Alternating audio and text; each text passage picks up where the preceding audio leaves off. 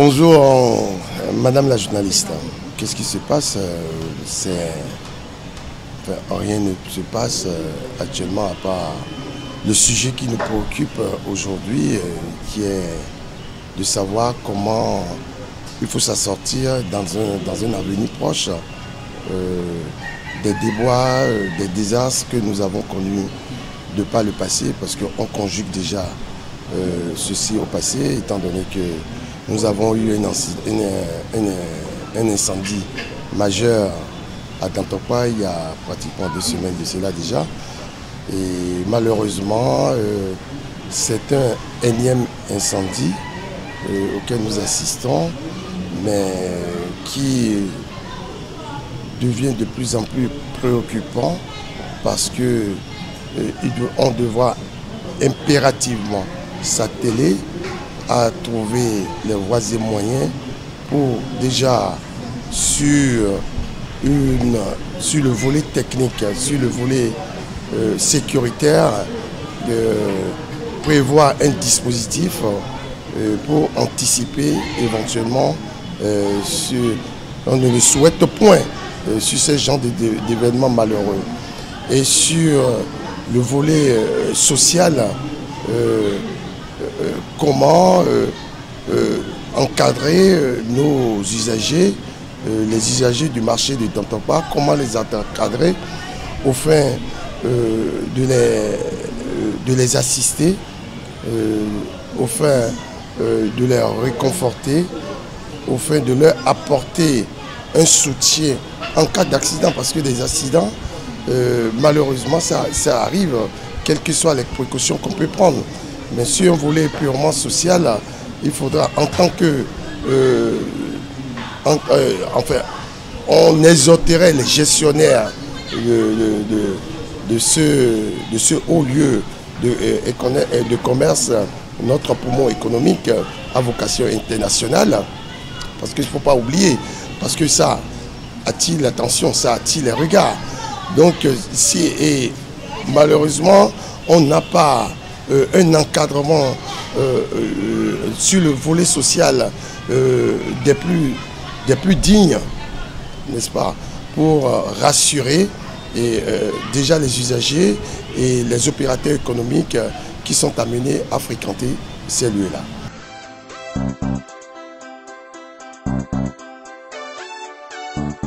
Au nombre de nos remarques, de nos observations, nous pouvons déjà distinguer de façon basique quelles pourraient être les causes, en l'occurrence les courts-circuits électriques, la vétusté des lieux, le choix que l'on a fait par rapport aux matériaux de construction. Bon, il faut faire remarquer que l'édifice, le grand édifice qui a le grand étage à deux, 3 niveaux là, n'est pas forcément, n'a pas connu ce genre de sinistre. Et donc c'est surtout les hangars environnants dont on a fait preuve d'un laxisme un peu coupable, d'une certaine négligence dans le choix des matériaux de construction, et qui n'aurait pas dû être, à mon humble avis. Parce que quand vous avez des gens de divers horizons qui fréquentent un lieu tel que le marché international de Dantokwa, il faudra prendre certaines précautions quand même. Parce que quand on exhorte, quand on permet, on autorise les gens à construire en bambou, en matériaux très très inflammables, c'est un mélange, un désordre monstre de gens, de commerces divers. Parce que quand vous avez à côté des produits inflammables comme des polystyrènes, comme des produits en plastique, et juste à côté, il peut y avoir la cuisine, il peut y avoir n'importe quoi, il peut y avoir des gens qui préparent, des gens qui utilisent des conducteurs de feu, des choses qui peuvent être sujets, qui peuvent favoriser, n'est-ce pas, le départ de feu. Et il faudra une autre réorganisation de ce marché en attendant que la délocalisation se fasse. Parce que je remercie quand à l'avènement du président Talon, j'ai cru un instant qu'il était rentré dans mon esprit. C'est-à-dire tellement certaines propositions venant de sa part, le PAG dans son ensemble, en ce qui concerne Dantopa, était pour moi de la magie. Je me disais, mais c'est un monsieur, je ne sais pas, il connaît si bien les Béninois. C'était pas un monsieur qui me forcément, qui me séduisait a priori.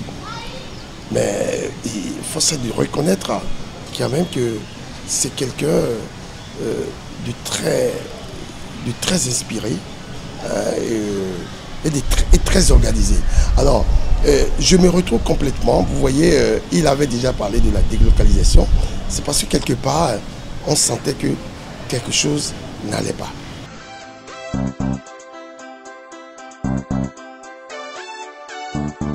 Ah, probablement, parce que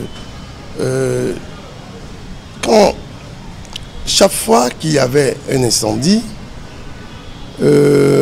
j'ai toujours estimé, étant donné que nous parlions pratiquement de la même voix en étant des mouvementiers, j'ai toujours pris soin de contacter les responsables de la SOGIMA en Apaté, afin que l'on puisse voir les approches de solutions qui pouvaient impacter la prévention de ces genres de risques.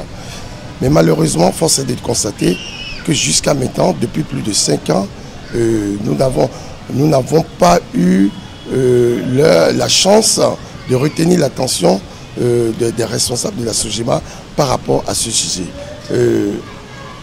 Mieux, vous savez, auparavant, avec les directeurs passés, on avait la gentillesse ou bien l'infime sagesse où, je ne sais pas, les autres directeurs étaient assez bien avisés de nous inviter souvent au conseil d'administration, en tout cas pendant les 20 premières minutes du début du conseil d'administration, pour exposer nos doléances et déjà débattre des précédents décisions issues de nos doléances passées.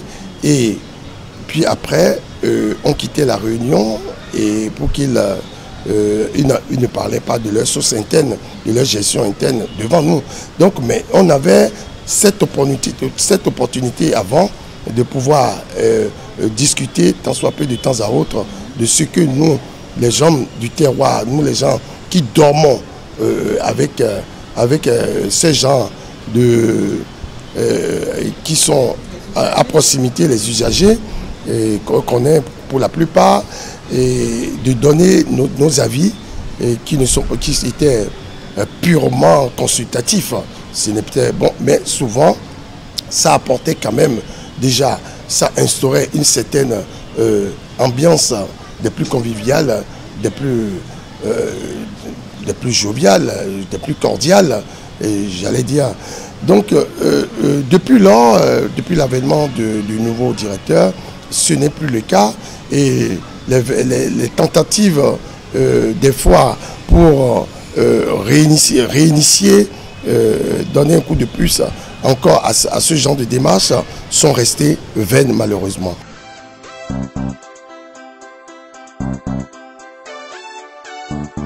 Il faudra déjà identifier les zones à risque pour une question de ne pas disperser, n'est-ce pas, des efforts dans tous les sens.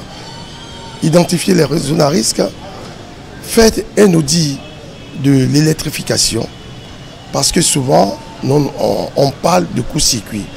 Et à ce propos, vous savez que le samedi dernier, vers 17 h, il y a eu encore un départ de feu. Là où ça a brûlé actuellement, non loin chez les employés de moulin, là où il y a une bouche de l'eau, là, une fontaine et les moulins, les gens qui moulent les grains de maïs, les trucs, les tomates et autres. Il y a eu encore un départ de feu. Et c'était en pleine journée. Il y a encore des témoins. Donc, l'audit de l'installation électrique nous amènerait à mieux comprendre ce qui, tout du moins, nous aiderait à mieux prévoir, sinon revoir, n'est-ce pas, le dispositif électrique dans celui-là. Au-delà de cet audit, nous avons le surpeuplement. Alors, le surpeuplement, on dit oh là. Si d'aventure ces gens d'accident arrivaient, au lendemain de ces accidents, des places, on retrouve encore une population plus nombreuse qu'à la veille de cet accident. À qui profite le crime? Pas forcément aux responsables que notre président a nommé.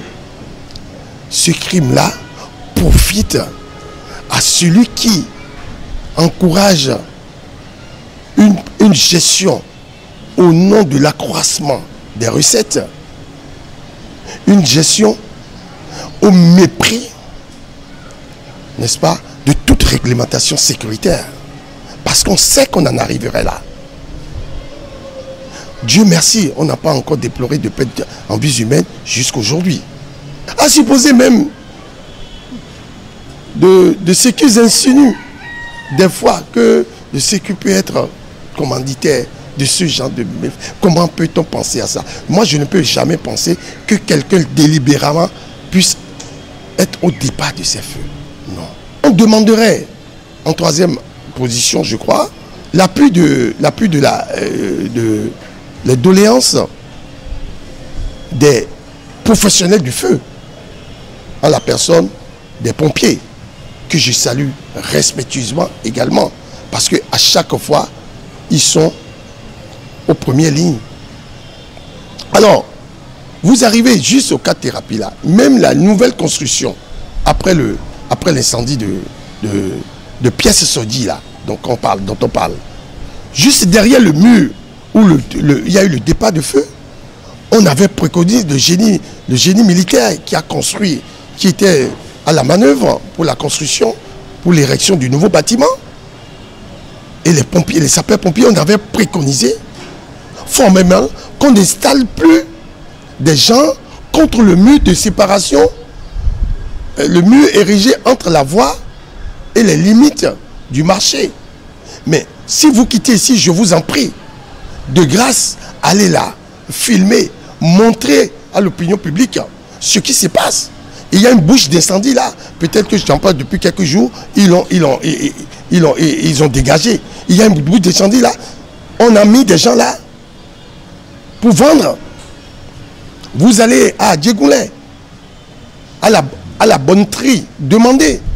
On a érigé carrément des habitacles sur les bouches d'incendie. Donc, si tant est que les emplacements des anciennes bouches d'incendie ne sont plus aujourd'hui,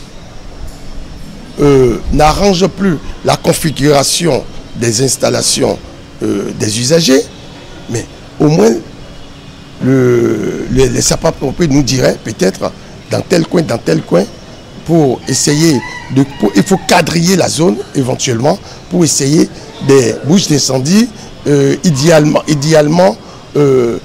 installées pour pouvoir parer à tout accident. Alors sur le volet social, on pourrait, comme je le disais tantôt, en numérisant, en répertoriant,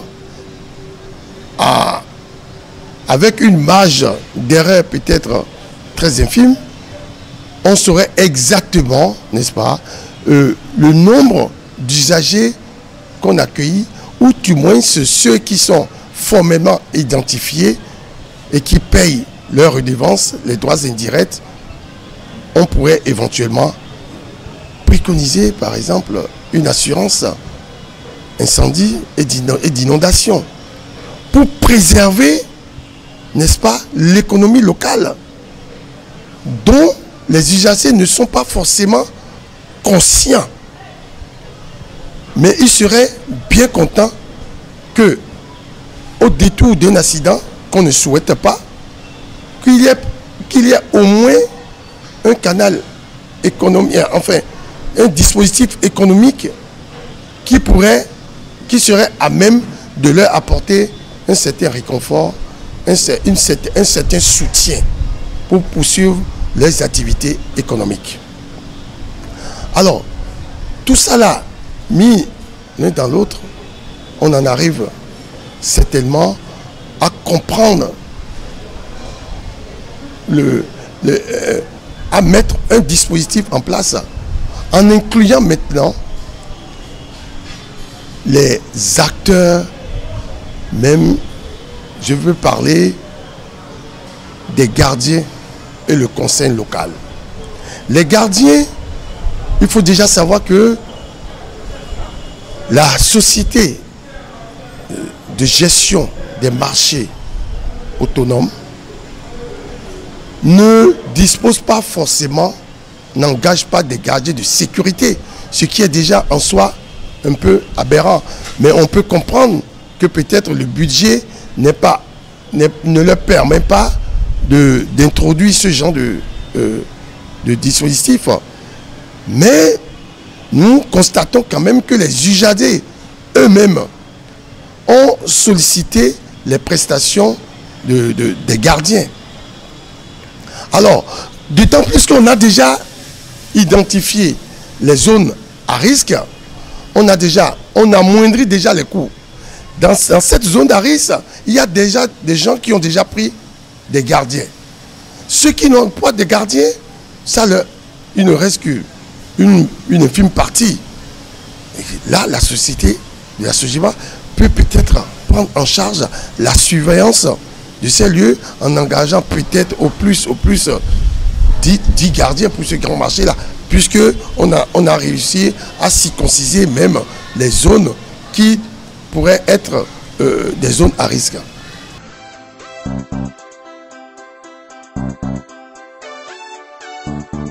Ma priorité à moi déjà, je remercie ma hiérarchie,